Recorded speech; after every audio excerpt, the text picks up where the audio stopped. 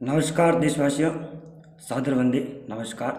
आप स्वस्थ होंगे, ईश्वर से यही कामना है कि आप हमेशा स्वस्थ रहें और दुनिया पर जो अभी कोरोना महामारी का संकट आ रखा है उससे आपको जल्द निजात मिले। आप स्वस्थ रहें, आपका और आपका परिवार बिल्कुल स्वस्थ रहें। साथियों, आज आपसे मैं एक बात करना चाहता हूँ। जैसे कि पिछले एक साल से हम सभी को ये पहली बार ऐसा पता चला है कि इम्यूनिटी नाम की भी कोई एक चीज़ होती है। ऐसा आज तक किसी ने नहीं सोचा होगा कि इम्यूनिटी चीज़ क्या होती है, लेकिन हर किसी की ज़ुबान पे इम्यूनिटी का नाम ना आ रहा है। तो ये पहली बार ऐसा है। साथियों, कोरोना महामारी का विकराल रूप हम सब पर भारी पड़ रहा है। इस बीच इम्यूनिटी हमारे शरीर के अंदर वो चीज़ है जो एंटीबॉडी पैदा करती है। जैसे कि कोई भी बीमारी या कोई भी वायरस हमारे शरीर के अंदर आता है तो यदि हमारे शरीर के अंदर एंटीबॉडी इम्यूनिटी के वैक्सीन के माध्यम से इम्यूनिटी ली जाती है और वो एंटीबॉडी तैयार करती है, और एंटीबॉडी जब हमारे शरीर के अंदर तैयार हो जाती है तो किसी भी वायरस को, जो बीमारी जो प्राणलेवा होती है, घातक होती है, उसको इम्यूनिटी स्कैन कर लेती है, पहचान लेती है और उसका खात्मा कर देती है यदि शरीर के अंदर इम्यूनिटी और एंटीबॉडी मजबूत हो तो। लेकिन इस बीच आपसे मैं ये कहना चाहूँगा कि वैक्सीन के माध्यम से हम इम्यूनिटी प्राप्त करते हैं, हमारे शरीर को मजबूत करते हैं, लेकिन इसके साथ में क्या केवल वैक्सीन ही एक माध्यम है, या इम्यूनिटी बढ़ाने के लिए या किसी बीमारी से लड़ने के लिए केवल दवाइयाँ ही माध्यम है, कोई और तरीका नहीं है? बिल्कुल है। मैं आपको बताता हूँ कि वर्तमान समय में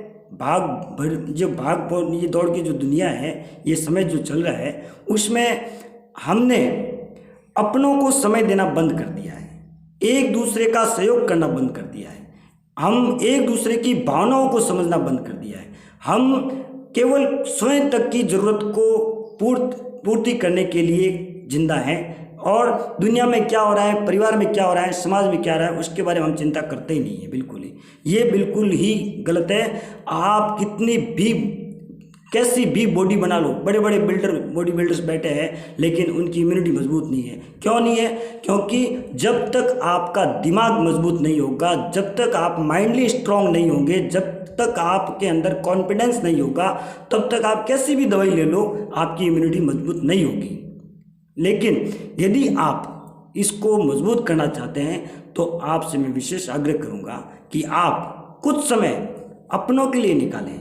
मैं आपको बताता हूं कि इम्यूनिटी कैसे बनती है, वैक्सीन के साथ साथ में इम्यूनिटी को और कैसे मजबूत बनाया जा सकता है। पौधा केवल लगाने से पौधा आपको फल नहीं देगा, पौधे को जल पिलाना पड़ता है, उसका संरक्षण करना पड़ता है, उसका पालन पोषण करना पड़ता है, तब जाकर के वो फल देता है। ठीक इसी तरह से वैक्सीन लेने के बाद भी उसके ऊपर हमें उनका पूरा लालन पालन करते हैं। कैसे करते हैं?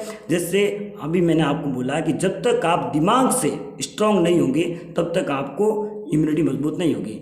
आप एक बार कोशिश करके देखिए, आपके पास में अभी समय, आप अभी वर्तमान समय में कल 10 तारीख से 24 तारीख तक संपूर्ण लॉकडाउन है राजस्थान में। आप सरकार की गाइडलाइन का पालन करें और घर में बैठे बैठे आप खुद चला करके या आपके पास में चल करके किसी का फ़ोन आए, किसी दोस्त ने कह दिया आपको, या किसी अपने ने, अपने परिवार के सदस्य ने आपको फ़ोन कर दिया और आपका हाल पूछ लिया, अरे कैसे हैं, क्या हो रहा है यार, काफ़ी दिन से फ़ोन नहीं किया, कहाँ है आजकल तुम, इतना कहिए। तो उस समय जो आपके अंदर खुशी होती है, तब बनेगी आपकी इम्यूनिटी। अगर आपने अपने परिवार के किसी सदस्य को फ़ोन लगा करके उसकी कुशल से हम पूछ लिए, आप उससे मिले नहीं है, फ़ोन लगा करके पूछ लिया, उसके मन में जो खुशी होगी वो बनाती है इम्यूनिटी।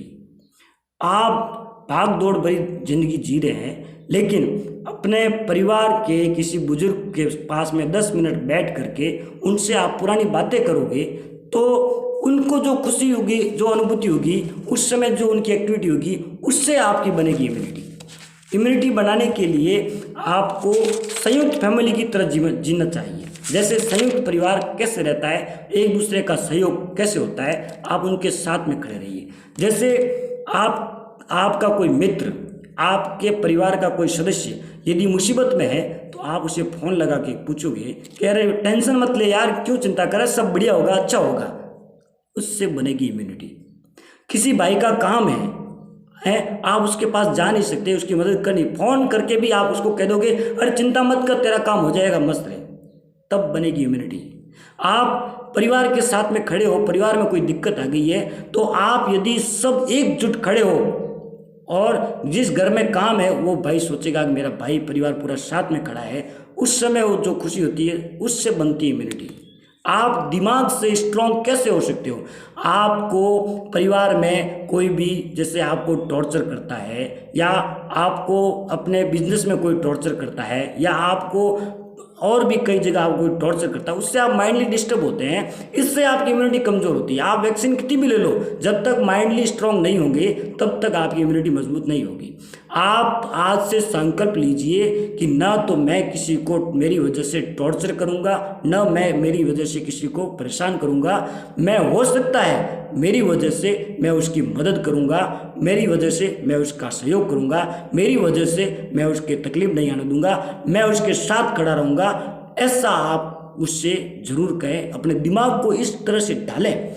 आपके पास में समय जो ये भी कोरोना का जो चल रहा है, ये आप इस जो ये विपदा है, ये आपदा है, इसको आप अवसर में कैसे ले सकते हैं? आप अवसर में लीजिए, आप बात कीजिए ना। अगर सामने वाला नहीं करता है आप खुद चला के कर दीजिए, कुछ फर्क नहीं पड़ता है, आप बात कीजिए। आप उसे कैसे संतुष्ट रख सकते हैं, उसका कॉन्फिडेंस लेवल जो है वो कैसे बढ़ा सकते हैं, आप उसकी मदद कीजिए। साथियों, मैं स्पष्ट तौर पे कहता हूँ समय बड़ा विकराल है, परिस्थितियाँ बड़ी विकट है।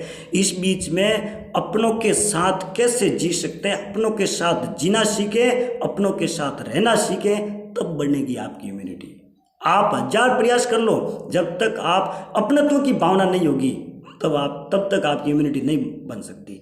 इसलिए मैं आपसे कहता हूँ कि सहयोग की भावना रखें, एक दूसरे के साथ में खड़े रहने की भावना रखें, मदद कीजिए। अपने परिवार का, समाज का, राष्ट्र का कैसे पुनरुत्थान किया जा सकता है उसके बारे में चिंता कीजिए। आप फालतू बातों में दिमाग मत लगाइए। आप ये मत सोचिए कि भी उसने मुझे इसलिए परेशान किया तो मैं उससे वापस परेशान करूंगा। आप भूल जाइए, जो व्यक्ति आपको परेशान कर रहा है ये उसका कर्म है, लेकिन उस परेशानी से आपको कैसे बचना है वो आपका धर्म है।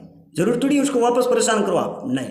आप ये दिमाग में मत लाओ कि उसने मुझे परेशान किया तो मैं उससे परेशान करूंगा, दुख दूंगा, परेशान, नहीं, ऐसा मत सोचिए। ये उसने अपना कर्म कर दिया है, आप उसके पीछे अपने कर्म को क्यों खराब कर रहे हो? जो व्यक्ति जैसा कर रहा है कोशिश करो उसको सुधारने की, अगर नहीं सुधर रहा है तो धीरे धीरे अपना सुधर जाएगा, कोई तकलीफ नहीं है।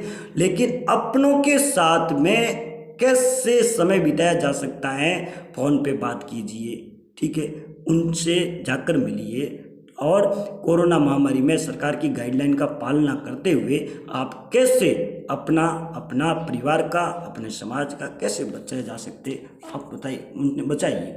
साथियों, मैं स्पष्ट तौर से जोर देके आपको कहना चाहूँगा कि मौत जो है मनुष्य के चारों तरफ मंडरा रही है, घेरा गाल के बैठी है और वो अवसर देख रही है कि कौन सी गली से अंदर घुसूं और इस मनुष्य को लेके जाऊं।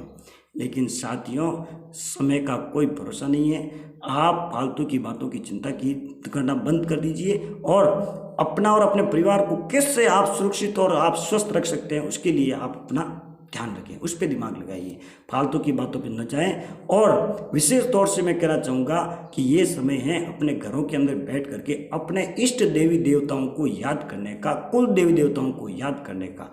आप उनसे स्मरण कीजिए, प्रार्थना कीजिए और उनसे ये प्रार्थना कीजिए कि ये जो सृष्टि के ऊपर विपदा आई है उसको आप बहुत जल्द से जल्द इस विपदा को आप खत्म कीजिए, मनुष्य प्रजाति की आप रक्षा कीजिए। दूसरा, पर्यावरण दिवस निकल चुका है, 5 तारीख को था। मैं आज आपको कह रहा हूँ कि आप कैसे पौधा लगा सकते हैं, कहाँ से पौधा ला सकते हैं। वर्तमान समय में आपको एक व्यक्ति कम से कम 5 पौधे लगाए और उसका लालन पालन करने तक की जिम्मेदारी लेवे, तब जाकर के ये ऑक्सीजन की कमी की जो है वो पूर्ति होगी।